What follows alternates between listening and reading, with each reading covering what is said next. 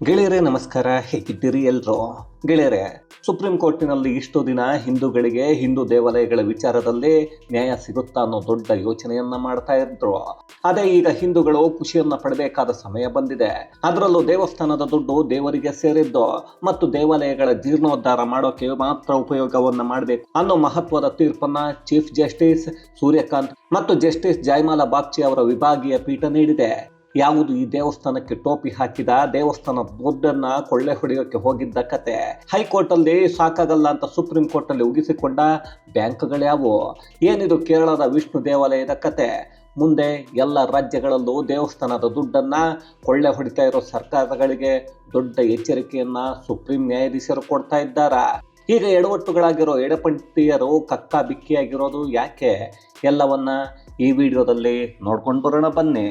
ಗೆಳೆಯರೇ, ಕೆಲ ವರ್ಷಗಳ ಹಿಂದೆ ಹಿಂದೂ ದೇವಾಲಯಗಳು ಮತ್ತು ಹಿಂದೂಗಳ ಕೇಸನ್ನ ಸುಪ್ರೀಂ ಕೋರ್ಟ್ಗೆ ಹಿಡ್ಕೊಂಡು ಹೋದ್ರೆ ನ್ಯಾಯ ಅನ್ನೋದು ಸಿಗೋದೇ ಇಲ್ವೇನೋ ಅನ್ನೋ ಹಾಗೆ ಕಾಣಿಸ್ತಾ ಇತ್ತು. ಅದು ಬಹುಸಂಖ್ಯಾತ ಹಿಂದೂಗಳನ್ನ ಕೆಲ ವಿಚಾರಗಳಲ್ಲಿ ಕೆರಳೋ ಹಾಗೆ ಕೂಡ ಮಾಡಿತ್ತು. ನಮ್ಮ ಜನರು ಕೇಳ್ತಾ ಇದ್ದಿದ್ದು ಮಸೀದಿಯ ದುಡ್ಡನ್ನ ಲೆಕ್ಕ ಕೇಳಲ್ಲ, ಅದೇ ಹಿಂದೂಗಳ ದೇವಾಲಯಗಳ ದುಡ್ಡನ್ನ ಮಾತ್ರ ಲೆಕ್ಕವನ್ನ ಕೇಳ್ತಾರೆ. ಸರ್ಕಾರಕ್ಕೆ ಇಷ್ಟ ಬಂದ ಹಾಗೆ ದೇವಾಲಯಗಳಲ್ಲಿ ಟಿಕೆಟ್ ದರಗಳನ್ನ ಹೆಚ್ಚಳ ಮಾಡ್ತಾರೆ, ಅಲ್ಲಿ ಹಿಂದೂಗಳ ಬಳಿ ಕಿತ್ತುಕೊಳ್ತಾರೆ, ಅದಕ್ಕೊಂದು ಮುಜರಾಯಿ ಇಲಾಖೆಯನ್ನ ಮಾಡಿರ್ತಾರೆ. ಅದನ್ನ ಸರ್ಕಾರ ಎಲ್ಲರಿಗೂ ಸೇರ್ಬೇಕಾದ ದುಡ್ಡು ಅಂತ ಹೇಳುತ್ತೆ. ಇನ್ನೊಂದು ಕಡೆ ಅದೇ ಸರ್ಕಾರ ಅಲ್ಪಸಂಖ್ಯಾತರ ಕಲ್ಯಾಣ ಇಲಾಖೆ ಅಂತ ಮಾಡ್ಕೊಂಡಿದೆ. ಅಲ್ಲಿ ಅಲ್ಪಸಂಖ್ಯಾತರನ್ನ ಏಳಿಗೆ ಮಾಡಿ ಅಂತ ದುಡ್ಡನ್ನ ಕೊಡ್ತಾನೆ ಇರುತ್ತೆ. ಅಂದ್ರೆ ಬಡ ಮುಸಲ್ಮಾನರನ್ನ ಏಳಿಗೆ ಮಾಡೋಕೆ ಕೊಡ್ತಾ ಇರುತ್ತೆ ಅಂತ. ಅಲ್ಲಿ ಆ ಬಡ ಮುಸಲ್ಮಾನರು ಅದೆಷ್ಟು ಉದ್ಧಾರ ಆಗಿದ್ದಾರೆ ಅನ್ನೋದು ನೋಡಿದ್ರೆ ನಮಗೆ ಯಾರು ಸಿಗೋದೇ ಇಲ್ಲ. ಅಂದ್ರೆ ಯಾರದ್ದೋ ಹೆಸರು ಯಾರದ್ದೋ ಬಸರು ಅಂತ ಬಡ ಮುಸಲ್ಮಾನರ ಹೆಸರಲ್ಲೇ ಯಾರೋ ಒಂದಷ್ಟು ಜನರು ತಿಂದು ತೇಗ್ತಾ ಇದ್ದಾರೆ. ಅಲ್ಲಿಗೆ ಹಿಂದೂ ದೇವಾಲಯದ ದುಡ್ಡೆಲ್ಲ ಔಟ್ ಗೋಯಿಂಗ್, ಅದೆಲ್ಲ ಮುಸಲ್ಮಾನರಿಗೆ ಅವರ ಹೆಸರಲ್ಲಿ ಅಲ್ಪಸಂಖ್ಯಾತ ಕಲ್ಯಾಣ ಇಲಾಖೆಗೆ ಇನ್ಕಮಿಂಗ್. ಇಲ್ಲಿ ಯಾರ್ದೋ ದುಡ್ಡು ಎಲ್ಲಮ್ಮನ ಜಾತ್ರೆ ಅನ್ನೋ ಹಾಗೆ ದೇವಾಲಯಗಳು ದುಡ್ಡನ್ನ ಪಶ್ಚಿಮ ಬಂಗಾಳದ ಮಮತಾ ಸರ್ಕಾರ, ತಮಿಳುನಾಡಿನ MK ಸ್ಟಾಲಿನ್ ಸರ್ಕಾರ, ಕೇರಳದ ಪಿಣರಾಯಿ ವಿಜಯನ್ ಸರ್ಕಾರ, ಕರ್ನಾಟಕದ ಸಿದ್ದರಾಮಯ್ಯ ಸರ್ಕಾರ ಮಾಡಿಕೊಂಡು ಬರ್ತಾನೆ ಇದೆ.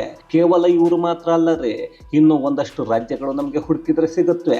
ಇಲ್ಲಿರೋ ನಾಯಕರು ಅಂದ್ರೆ ಮುಖ್ಯಮಂತ್ರಿಗಳಿಗೆ ಹಿಂದೂಗಳನ್ನ ಕಂಡ್ರೆ ಆಗಲ್ಲ, ದೇವಸ್ಥಾನಕ್ಕೆ ಹೋಗೋದು ಅಂದ್ರೆ ಮೊದಲೇ ಆಗಲ್ಲ, ಸನಾತನ ಅಂದ್ರೆ ಅದು ಕಾಯಿಲೆ ಇದ್ದ ಹಾಗೆ ಅಂತ ಬಾಯನ್ನ ಬಡ್ಕೋತಾರೆ.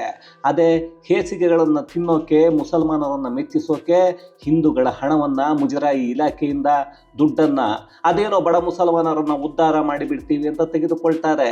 ಹಾಳಾಗಿ ಹೋಗ್ಲಿ, ಅಲ್ಲಿ ಬಡ ಮುಸಲ್ಮಾನರನ್ನಾದ್ರೂ ಉದ್ಧಾರ ಮಾಡಿದ್ದಾರ ಅಂದ್ರೆ ಅದು ಇಲ್ಲ. ಅಲ್ಲಾರೋ 4 ಜನ ಆ ದುಡ್ಡನ್ನ ನುಂಗಿ ನೀರನ್ನ ಕುಡಿತಾರೆ. ಇನ್ನು ತಮಿಳುನಾಡಿನ ಸ್ಟಾಲಿನ್ ಸರ್ಕಾರ ಸುಮಾರು 3 ತಿಂಗಳ ಹಿಂದೆ ದೇವಸ್ಥಾನದ ಜಾಗದಲ್ಲಿ ದೇವಸ್ಥಾನದ ಹಣದಲ್ಲೇ ಕಲ್ಯಾಣ ಮಂಟಪವನ್ನು ಕಟ್ಟೋಕೆ ಸಿದ್ಧತೆಯನ್ನ ಮಾಡಿಕೊಂಡಿತ್ತು. ಅದನ್ನ ಎಲ್ಲ ಧರ್ಮದ ಜನರಿಗೆ ಬಾಡಿಗೆಯನ್ನ ಕೊಡ್ತೀವಿ, ಎಲ್ಲರಿಗೂ ಕಾರ್ಯಕ್ರಮಗಳನ್ನ ಮಾಡೋದಕ್ಕೆ ಕೊಡ್ತೀವಿ ಅನ್ನೋದನ್ನ ಹೇಳಿತ್ತು. ಆಗ ದೇವಾಲಯದ ಕಮಿಟಿಗಳು ನ್ಯಾಯಾಲಯದ ಮೊರೆಯನ್ನ ಹೋಗಿದ್ವು. ದೇವಸ್ಥಾನದ ದುಡ್ಡನ್ನ ಎಲ್ಲರಿಗೂ ಬೇಕಾಬಿಟ್ಟಿ ಖರ್ಚು ಮಾಡೋಕೆ ಇದೆಯಾ ಅಂತ ಅರ್ಜಿಯನ್ನ ಹಾಕಿದ್ರು. ಜೊತೆಗೆ ದೇವಾಲಯಕ್ಕೆ ಬರೋ ಹಣದಲ್ಲಿ ಯಾವ ಕಾರ್ಯಗಳನ್ನ ಮಾಡ್ತೀವಿ ಅನ್ನೋದನ್ನ ಕೂಡ ಹೇಳಿಕೊಂಡಿದ್ರು. ಆಗ ಸುಪ್ರೀಂ ಕೋರ್ಟ್ MK ಸ್ಟಾಲಿನ್ ಸರ್ಕಾರಕ್ಕೆ ಮುಖಕ್ಕೆ ಉಗಿದು ದೇವಸ್ಥಾನದ ದುಡ್ಡನ್ನ ತಗೊಂಡು ಹೋಗಿ ಯಾವುದೇ ಕಲ್ಯಾಣ ಮಂಟಪ ಕಟ್ಟೋ ಹಾಗಿಲ್ಲ, ದೇವಸ್ಥಾನದ ದುಡ್ಡನ್ನ ಬೇಕಾಬಿಟ್ಟಿ ಖರ್ಚನ್ನ ಮಾಡೋಕೆ ಬರಲ್ಲ, ದೇವಸ್ಥಾನದ ದುಡ್ಡನ್ನ ದೇವಾಲಯದ ಜೀರ್ಣೋದ್ಧಾರ ಮತ್ತು ಅದರ ಕಾರ್ಯಗಳಿಗಾಗಿ ಮಾತ್ರ ಬಳಕೆಯನ್ನ ಮಾಡಬೇಕು ಅನ್ನೋ ತೀರ್ಪನ್ನ ಕೊಟ್ಟಿತ್ತು. ಅದಕ್ಕೂ ಮೊದಲು ಇದೇ ತಮಿಳುನಾಡು ಸರ್ಕಾರ ದೇವಸ್ಥಾನಕ್ಕೆ ಬರೋ ಬೆಳ್ಳಿ ಮತ್ತು ಚಿನ್ನದ ವಸ್ತುಗಳನ್ನು ತೆಗೆದುಕೊಳ್ಳೋಕೆ ಹೋಗುತ್ತೆ. ಆಗ ನ್ಯಾಯಾಲಯಕ್ಕೆ ಅರ್ಜಿಯನ್ನು ಸಲ್ಲಿಕೆ ಮಾಡಲಾಗತ್ತೆ. ಅಲ್ಲಿ ತಮಿಳುನಾಡು ಸರ್ಕಾರ ಅಯ್ಯೋ ಸ್ವಾಮಿ, ಇದೇನು ಹೊಸ ವಿಷಯ ಅಲ್ಲ, ನಾವೇನಿದು ಮೊದಲ ಬಾರಿಗೆ ತಗೊಳ್ತಾ ಇಲ್ಲ, ಇಲ್ಲಿಯವರೆಗೂ ಸುಮಾರು 60 ಟನ್ ಬಂಗಾರ ಅಂದರೆ ಹರಕೆಯ ರೂಪದಲ್ಲಿ ದೇಣಿಗೆಯ ರೂಪದಲ್ಲಿ ಬಂದಿರೋ ವಸ್ತುಗಳನ್ನು ಕರಗಿಸಿ ಹಾಕಿದ್ದೀವಿ ಅನ್ನೋ ಹೇಳಿಕೆಯನ್ನು ನ್ಯಾಯಾಲಯದಲ್ಲೇ ಕೊಡುತ್ತೆ. ಈಗ ಮತ್ತೊಂದು ಅಂಥದ್ದೇ ಕೇಸು ಮೊನ್ನೆ ಸುಪ್ರೀಂ ಕೋರ್ಟಿಗೆ ಬಂದಿತ್ತು.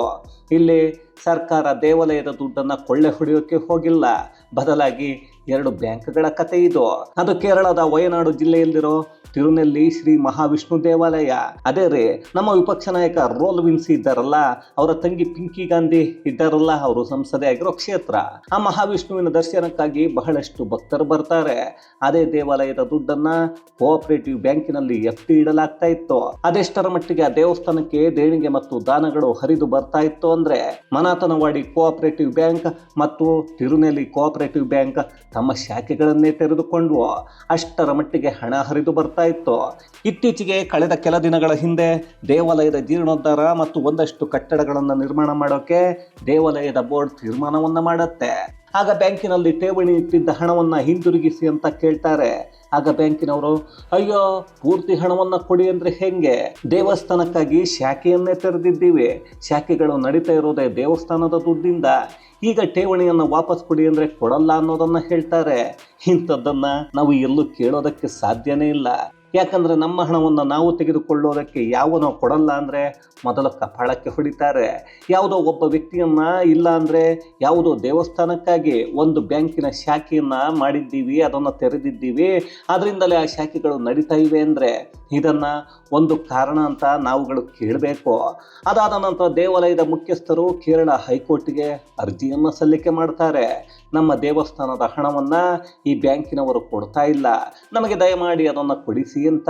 ಅಲ್ಲಿ ಬ್ಯಾಂಕುಗಳ ಪರವಾಗಿ G. ಮನುಕೃಷ್ಣನ್ ಅವರು ವಾದವನ್ನ ಮಾಡ್ತಾರೆ. ಸ್ವಾಮಿ, ನಮ್ಮ ಕಕ್ಷಿದಾರರು ಅಂದ್ರೆ ಬ್ಯಾಂಕುಗಳಿದಾವಲ್ಲ, ಇವರು ಮತ್ತು ದೇವಸ್ಥಾನದ ಸಂಬಂಧ ಬಹಳ ಚೆನ್ನಾಗಿತ್ತು, ಹಾಗಾಗಿ ಎಲ್ಲ ಸವಲತ್ತುಗಳನ್ನು ಕೊಡ್ತಾ ಇದ್ವಿ. ಆ ದೇವಸ್ಥಾನದವರು ದುಡ್ಡನ್ನು ತಗೊಂಡು ಬರೋದಕ್ಕೆ ದೂರ ಆಗುತ್ತೆ ಅಂತ ಪಕ್ಕದಲ್ಲೇ ಶಾಖೆಯನ್ನು ಮಾಡಿಬಿಟ್ಟಿದ್ವಿ.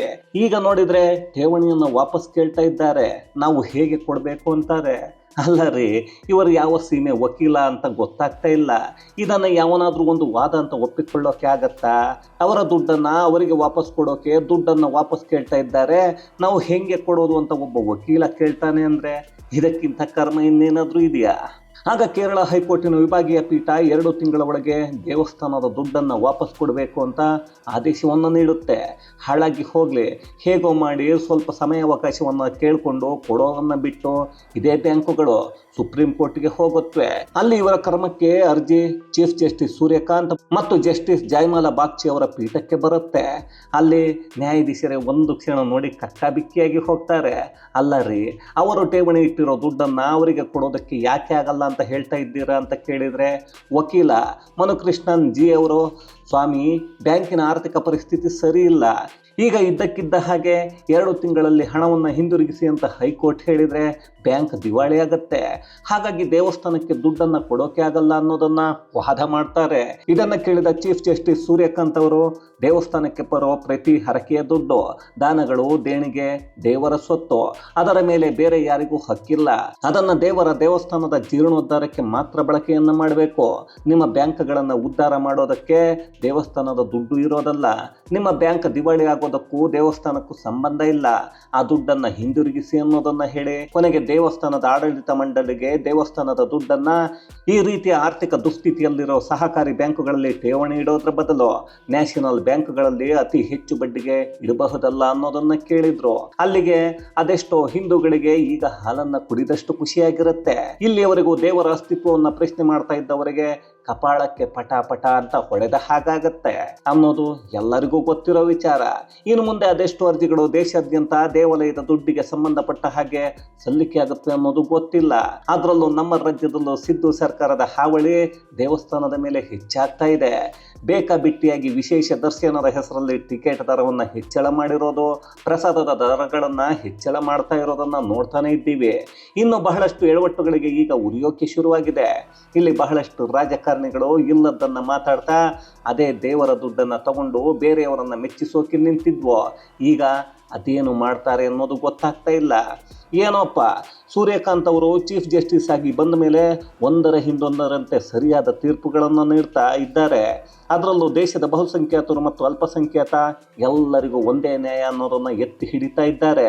ಜೊತೆಗೆ ಒಬ್ಬ ರೈತನ ಮಗ ಮುಖ್ಯ ನ್ಯಾಯಾಧೀಶರಾದರೆ ಅಥವಾ ಉನ್ನತ ಹುದ್ದೆಯಲ್ಲಿದ್ದರೆ ಏನಾಗುತ್ತೆ ಅನ್ನೋದನ್ನು ಈಗ ಕಣ್ಣಿಂದ ನೋಡೋ ಅದೃಷ್ಟ ದೇಶದ ರೈತರು ಮತ್ತು ರೈತರ ಮಕ್ಕಳಿಗೂ ಸಿಕ್ಕಿದೆ ಅಂದರೂ ತಪ್ಪಾಗಲ್ಲ.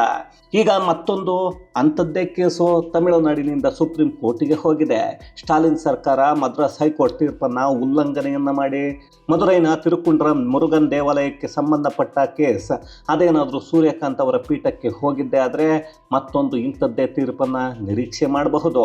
ಅಲ್ಲಿ ಆಗ ಸ್ಟಾಲಿನ್ ಸರ್ಕಾರಕ್ಕೆ ಇನ್ನಷ್ಟು ಕಠಿಣ ಪದಗಳನ್ನು ಕೇಳಬೇಕಾದ ಪರಿಸ್ಥಿತಿ ಕೂಡ ಬರುತ್ತೆ. ಈಗ ಎಡವಟ್ಟುಗಳೆಲ್ಲ ಮಾತಾಡೋಕೆ ನಾಲಿಗೆ ಇಲ್ಲದೆ ಬಾಯಿ ಬಿದ್ದು ಹೋದವರ ಹಾಗೆ ಕಾಣಿಯಾಗಿದ್ದಾರೆ.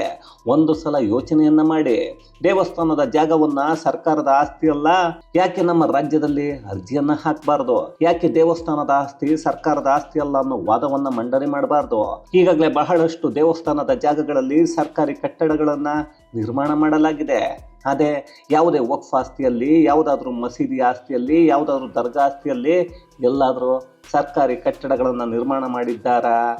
ಖಂಡಿತ ಇಲ್ಲ. ಇದನ್ನು ಯಾಕೆ ನಮ್ಮ ರಾಜ್ಯದಲ್ಲಿರೋ ಸತ್ತು ಹೋಗಿರೋ ವಿಪಕ್ಷ BJPಯಲ್ಲಿರೋ ನಾಯಕರು ಸುಪ್ರೀಂ ಕೋರ್ಟಿನಲ್ಲಿ ಪ್ರಶ್ನೆಯನ್ನು ಮಾಡಬಾರ್ದು ಅನ್ನೋದನ್ನು ಯೋಚನೆ ಮಾಡಿ.